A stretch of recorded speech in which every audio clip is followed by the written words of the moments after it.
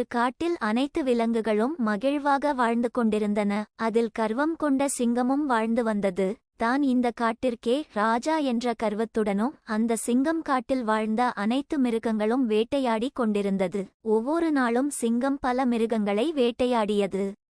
இதனைக் கண்ட மற்ற மிருகங்கள் மிக்க பயத்துடன் அந்த காட்டில் வாழ்ந்து வந்தன. சிங்கம் இப்படியே பல மிருகங்களை ஒவ்வொரு நாளும் கொள்வதால் தாம் வெகு சீக்கிரமே இறந்து விடுவோம் என எண்ணி அவை எல்லாம் ஒன்று கூடி ஆலோசனை நடத்தியது. சிங்கத்தை எதிர்த்து அவைகளால் போராட முடியாது என்பது அவர்களுக்கு நன்றாகவே தெரியும்.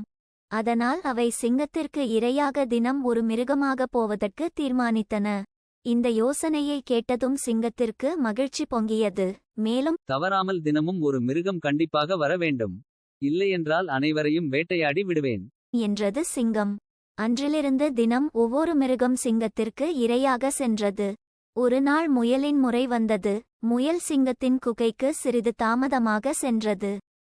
அதனால் மிகுந்த கோபம் கொண்ட சிங்கம் முயலை பார்த்து, என்ன தைரியம், நீ ஏன் தாமதமாக வந்தாய் என கர்ச்சித்தது. அப்போது முயலுக்கு ஒரு யோசனை தோன்றியது. சிங்கராஜா, நான் வரும் வழியில் வேறொரு பெரிய சிங்கம் என்னை வேட்டையாட முயற்சி செய்தது. நான் பதுங்கி இருந்துவிட்டு இப்போதுதான் அதனிடமிருந்து தப்பித்து வருகிறேன். என்னை விட பெரிய சிங்கம் இந்த காட்டில் இருக்கிறதா என்று கர்வத்துடன் கேட்டது. அதற்கு சிங்கராஜா, வாருங்கள் காட்டுகின்றேன் என்று சிங்கத்தை அழைத்து சென்று ஒரு கிணறை காட்டி இதற்குள் தான் அந்த பெரிய சிங்கம் இருந்தது என்று கூறியது. அதனை நம்பிய சிங்கம் கிணறை எட்டிப் பார்த்தது. அப்போது சிங்கத்தின் நிழல் வேறொரு சிங்கம் கிணற்றினுள் இருப்பது போன்று தெரிந்தது.